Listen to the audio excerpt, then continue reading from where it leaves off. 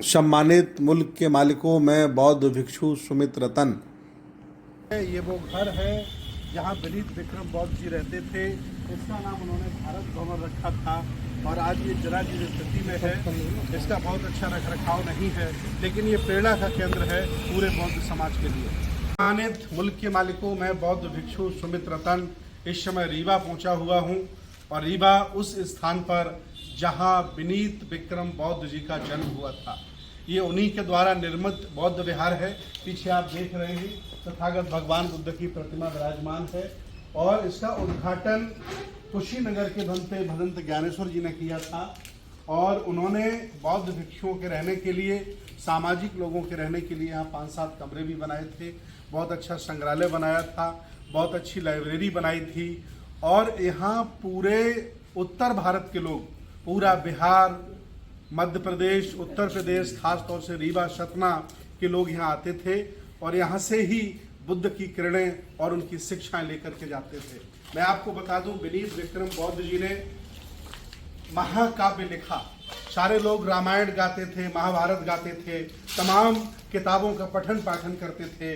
उनके जहन में आया कि हमें एक ऐसा बुद्ध का चरित्र लिखना चाहिए, महाकाव्य लिखना चाहिए, जिससे लोग घर घर में गाएं और उसका पाठ करें। तो उन्होंने बुद्ध चरित्र चंद्रोदय की रचना की और एक ऐसा चंद्रोदय जिसे आज भी पूरे सतना, रीवा, आसपास प्रयागराज के गुनगुनाया जाता है। विनीत विक्रम जी पेशे से टीचर थे और रिटायर प्रधानाचार्य होकर के वो हुए। उन्होंने पूरे जीवन भर समाज सेवा की। बुद्ध, अशोक, साहू फुले अम्बेडकर और राम स्वरूप वर्मा जी के विचारों को फैलाया।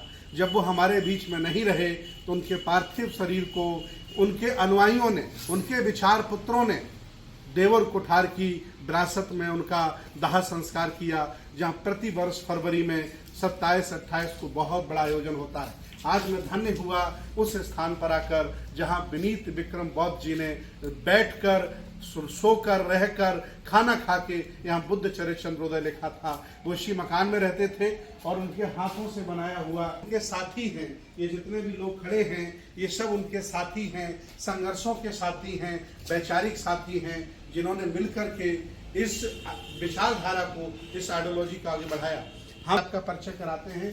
ये उनके पुत्र हैं और जो आज काफ़ी वयोवृद्ध हो गए हैं और बहुत ही विद्वान हैं, बहुत ही पढ़े लिखे हैं। वो आज भी यहाँ देखभाल करते हैं। ये भंते जी उनके साथी हैं जो आज भी यहाँ और जहाँ भी उनको जगह मिलती रहने की प्रचार प्रसार के लिए वहाँ रहते हैं और यहाँ भी कभी कभी वो आते हैं। और उनके बारे में कुछ बताना चाहें, आप कुछ उनके बारे में बताना चाहें, विनीत विक्रम बौद्ध जी के बारे में बताएं। आदरणीय डॉक्टर साहब।